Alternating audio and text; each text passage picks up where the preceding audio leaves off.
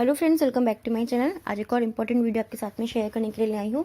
जो लोग first time मेरे वीडियो को देख रहे हैं, मैं आपको बता देना चाहती हूँ, छोटी छोटी स्टोरीज, पैराग्राफ ऐसे मैं आपके साथ में शेयर करती रहती हूँ, जिनसे हम बहुत सारे न्यू वर्ड सीखते हैं और अपनी वोकैबुलरी को इम्प्रूव करते हैं।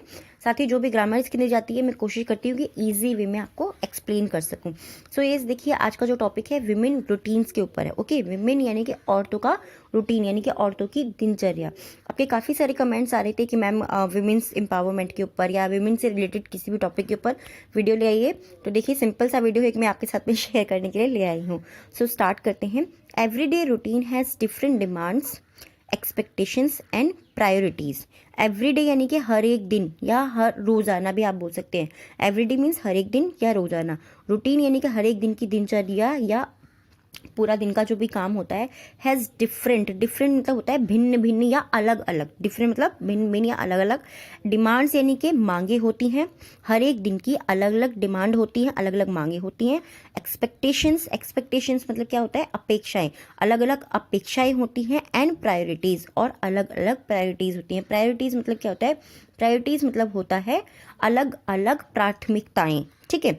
Everyday routine has different demand, हर एक दिन की अलग मांगे, अपेक्षाएं और प्रायोरिटीज़ होती हैं। प्रायोरिटीज़ मतलब प्राथमिकताएं। अगर आपको इजी वे में इसे एक्सप्लेन करूँ, प्रायोरिटीज़ मतलब जो चीज़ें मेरे लिए आज बहुत ज़रूरी है, कल पता नहीं हो या ना हो।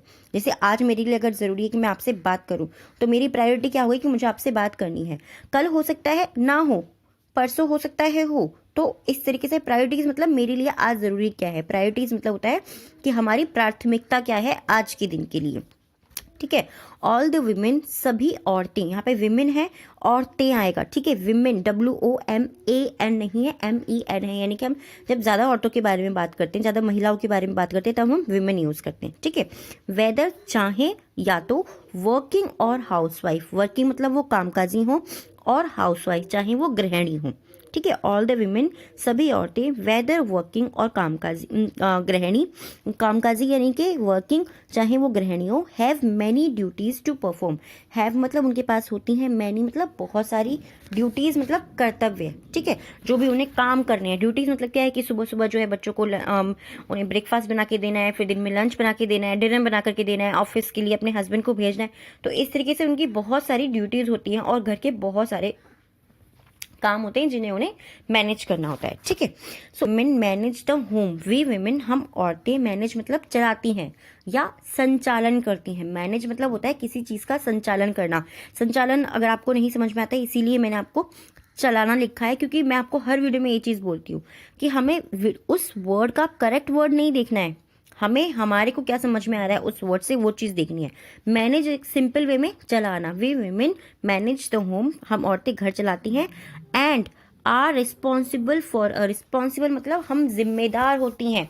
फॉर मतलब होता है लिए। ठीक है। किसी चीज़ के लिए अगर आपको बोलना है, आप वहाँ बोलते हैं for a lot of thing, बहुत सारी चीज़ों के लिए। लॉट ऑफ थिंग्स यानी कि बहुत सारी चीज़ों के लिए जिम्मेदार होती हैं। Concerned with the home, concern यानी कि संबंधित, विद साथ में, द होम घर के जो भी घर से संबंधित जो भी चीज़ें होती हैं उनके लिए हम जिम्मेदार होती हैं, बहुत सारी चीज़ों के लिए। वी हाउसवाइफ्स, हम महिलाएं या हम घर की औरतें। ठीक है। हम हाउसवाइफ्स यानी कि हम गृहिणी। मैनेज होम चोर्स, मैनेज यानी कि हम चलाती हैं, हम मैनेज करती हैं। होम चोर्स यानी कि होम घर के जो काम होते हैं। इसमें देखिए चोर्स जो होता है ना, ये इसको बोलना थोड़ा सा डिफिकल्ट होता है, क्योंकि वर्ड थोड़ा सा ऐसा है, इसमें आर जो है वो ऑलमोस्ट साइलेंट होता है। चॉस, चॉस बोलते हैं। ठीक है। इस चीज़ को आप ध्यान रखिएगा। होम चॉस यानी कि घर के काम, as per hour convenience. Okay. Convenience यानी कि एज पर आवर यानी कि हमारी, कन्वीनियंस यानी कि हमारी सुविधा के अनुसार। वेन मीन्स जब, मैं आपको बहुत सारी वीडियोस में बता चुकी हूँ। I use to work full time. I use to यानी कि मैं करता था या मैं करती थी कुछ भी काम। जब आपको बोलना है आई यूज टू डांस, मैं डांस किया करती थी। आई यूज टू वर्क, मैं काम किया करती थी। आई यूज टू सिंग, मैं गाना गाया करती थी। इस तरीके से जब भी बोलना होता है आई यूज टू हम वहाँ पे यूज करते हैं। I use to work full time, जब मैं पूरी समय काम किया करती थी। I do all the home course, अब मैं सभी घर के home chores, sorry, I do all the home chores, मैं घर के सभी काम किया करती थी। ऑन माई ओन मतलब मैं अपने आप घर के सभी काम किया करती थी। After I quitting my job, after I quitting, अपनी जॉब छोड़ने के बाद, आफ्टर मतलब बाद, आई क्विटिंग माई जॉब, मेरी छोड़ने के बाद, I was doing my home chores, I was doing, मैं कर रही थी, माई होम चोर्स, मैं अपने घर के काम कर रही थी, चोर्स, ठीक है। ये चीज़ आप ध्यान रखिएगा। मैं भी क्योंकि बहुत, जब मैंने शुरू में इंग्लिश पढ़ना शुरू किया था तो मैं भी इसमें बहुत कंफ्यूज हो जाती थी, क्योंकि ये वर्ड ही ऐसा है कि आप भूल ही जाएंगे।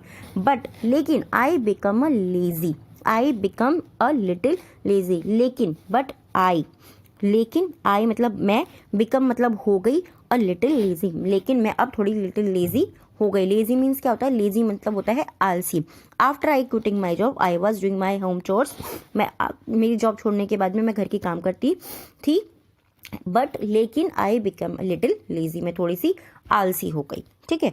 I created a daily manageable routine, I created में यानी कि मैंने बनाया था।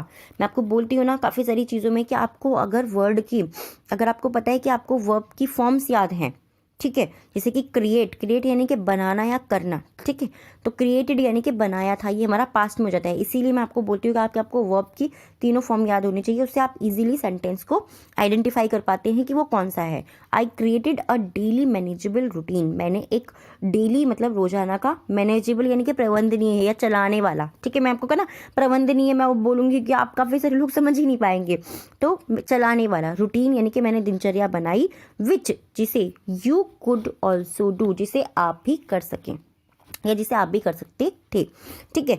कुड मतलब होता है सकें, इसको आप पास्ट में भी यूज कर सकते हैं और आप इसको फ्यूचर के लिए भी यूज कर सकते हैं, बट अलग अलग तरीके से यूज होता है, ठीक है। यू कुड ऑल्सो डू, इसे आप भी कर सकें। It will help you manage your time too, it will help you, ये आपकी मदद करेगा, टू मैनेज यानी कि चलाने के लिए, योर टाइम आपके समय को, टू बिकम होना, मोर प्रोडक्टिव आपके समय को अधिक प्रोडक्टिव यानी कि उत्पादक, यानी कि जिससे कि आप बहुत ज़्यादा काम ले सके, एक थोड़े से ही समय में आप अच्छे से काम कर सकें, उसको बोलते हैं हम प्रोडक्टिव, ठीक है, उसको भी आप यूज़ कर सकते हैं। बीइंग द मदर, बीइंग मतलब होता है, बी मीन्स होता है होना, ठीक है। बीइंग द मदर का मतलब होता है मदर होने के नाते, यानी कि मम्मी होने के नाते, of A toddler, toddler means क्या होता है? टॉडलर मीन्स होता है छोटे बच्चे, ठीक है। हम बोलते थे ना पहले छोटे बच्चों के लिए चिल्ड्रन खाली वर्ड एक यूज़ किया जाता था, बट अब काफ़ी सारे वर्ड्स आ गए। डिक्शनरी जो है ना आपकी वो दिन पे दिन इंप्रूव होती ही चली जाएगी, क्योंकि इतने सारे न्यू वर्ड्स आते हैं कि आप खुद से कंफ्यूज हो जाएंगे। टॉलर्स मतलब छोटे बच्चे। ऑल्सो इंक्रीजेज, ऑल्सो मतलब भी, इंक्रीजेज मतलब बढ़ाते हैं। रिस्पॉन्सिबिलिटीज़ यानी कि आपकी जिम्मेदारियाँ, मोर मतलब और, छोटे मदर होने के नाते छोटे बच्चे भी आपकी बहुत सारी जिम्मेदारियों को बढ़ाते हैं। इंक्रीजेज यानी कि बढ़ाते हैं, ठीक है। रिस्पॉन्सिबिलिटी यानी कि जिम्मेदारियों को। व्हेन जब I didn't have a baby, I didn't यानी कि नहीं था, आई डिडंट, जब हम बोले आई डिडंट मैं नहीं था, ये पास्ट में होता है। ये चीज़ आपको छोटी छोटी सी है, बस याद रखनी है। I didn't have a baby, जब मेरा कोई बेबी नहीं था, बच्चा नहीं था। आई फील लाइक, मुझे ऐसा महसूस होता था। लाइक देखिए, लाइक का मतलब क्या होता है? हम लोग क्या अभी तक पढ़े हैं कि लाइक का मतलब होता है पसंद करना, बट लाइक का मीनिंग ऐसा भी होता है। आई फील लाइक, मैंने ऐसा महसूस किया। I have many hours in a day, I have many यानी कि मेरे पास हैं, मैनी आवर्स यानी कि घंटे, इन अ डे मेरे पास में दिन में बहुत घंटे हैं। बट लेकिन now I feel a, now मतलब अब, आई फील यानी कि मैं महसूस करती हूँ, ठीक है। बट लेकिन नाउ आई फील अ, मैं अब ऐसा महसूस करती हूँ या मुझे ऐसा महसूस होता है। A shortage of a time in a day, shortage मतलब होता है किसी चीज़ का अभाव होना या कमी होना, ठीक है। शॉर्टेज मीन्स अभाव होना या किसी चीज़ का कमी होना। ऑफ टाइम, मुझे अब समय की अभाव होता है या समय का, और समय मुझे कम लगता है इन अ डे, एक दिन में। But after following a schedule, but लेकिन आफ्टर फॉलोइंग, फॉलोइंग मतलब होता है अनुसरण करना, ठीक है। मैं अनुसरण लिखती आपको नहीं समझ में आता। अनुसरण मतलब एक तरीके से किसी चीज़ का पालन करना। अ शेड्यूल, एक शेड्यूल का यानी कि एक अनुसूची का, जो आपने एक लिस्ट बना रखी है, एक तरीके से हम कहते हैं कि मुझे दिन में ये समय पे ये काम करना है, वो आपका शेड्यूल होता है, अनुसूची होती है। एक आफ्टर फॉलोइंग ए शेड्यूल, एक अनुसूची बनाने के बाद में या उसका पालन करने के बाद, I am able to manage my time in a productive way. I am able, मैं योग्य हो गई, मैं उसके लायक हो गई। योग्य भी बोल सकते हैं आप, अगर योग्य आपको समझ में आता है।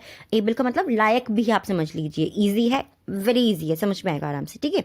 आई एम एबल, मैं लायक हो गई, टू मैनेज, चलाने के लिए, माई टाइम, मेरा समय, इन अ प्रोडक्टिव वे, उत्पादक तरीके से मैं अपने समय चलाने के लायक हो गई। सो यस, अब हमारे 3 वर्ड्स हैं जिनसे आपको सेंटेंस बनाना है और कमेंट बॉक्स में लिखना है।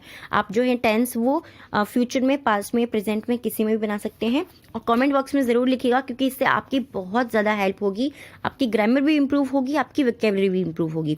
सो फर्स्ट वर्ड जो है आज का जिससे आपको सेंटेंस बनाना है, दिस इज एक्सपेक्टेशंस। एक्सपेक्टेशंस यानी कि अपेक्षाएं, ठीक है। एक्सपेक्टेशंस मीन्स अपेक्षाएं, ओके। इससे आपको टेंस बनाना है, प्लीज़ उसको कमेंट बॉक्स में ज़रूर लिखिएगा। सेकेंड वर्ड है आज का ड्यूटीज़। ड्यूटीज़, ड्यूटीज़ मीन्स कर्तव्य, जो कि आपकी ड्यूटी है कि आपको कमेंट बॉक्स में इससे टेंस बनाने हैं और उनको ज़रूर लिखना है। आपको बहुत हेल्प होगी, क्योंकि जिनके भी मेरे पास में कमेंट्स आते हैं ना, मुझे समझ में आता है कि यस उन लोगों को हेल्प हो रही है, तभी आप कमेंट करते हो, अदरवाइज नहीं करते। And third word is toddler. Toddler means छोटे बच्चे, okay. Third word is toddler. Toddler means छोटे बच्चे। अब टाइम है हमारा डिक्टेशन वर्ड का, तो जो भी लोग डिक्टेशन लिखना चाहते हैं, प्लीज़ आप डिक्टेशन के 3 वर्ड्स लिखिए। एक और चीज़ मैं आपको बता देना चाहती हूँ, काफ़ी सारे लोग ना कंफ्यूज हो जाते हैं। जो मैं डिक्टेशन के वर्ड्स देती हूँ वो इसी टॉपिक से, जो उसको मैं अभी आपको पढ़ा रही हूँ उसी से लेकर के देती हूँ। सो फर्स्ट वर्ड है हमारा डिक्टेशन का, लिखना शुरू कीजिए आप, प्रायोरिटीज़। फर्स्ट वर्ड है, इसको भी आप कमेंट बॉक्स के अंदर लिख सकते हैं और आपके लिए अच्छा होगा, क्योंकि याद भी रहता है और तुरंत की तुरंत आपको वो चीज़ याद रहेगी। Priorities, first word is dictation का priorities. Second concern, second word है कंसर्न एंड थर्ड वर्ड है प्रोडक्टिव। फर्स्ट वर्ड है प्रायोरिटीज़, सेकंड है कंसर्न एंड थर्ड वर्ड है प्रोडक्टिव। सो यस, मैं आपको एक और चीज़ बोलना चाहती हूँ, अगर आप मैथ्स के लिए भी पढ़ना चाहते हैं तो मैं आपके साथ में एक लिंक शेयर करती रहती हूँ एक चैनल का, आप वहाँ पर इजीली पढ़ सकते हैं। बहुत ही अच्छी तरीके से जो है वो भैया समझाते हैं, तो आप उनसे पढ़ सकते हैं और उनकी हेल्प भी कर सकते हैं। Thanks for watching.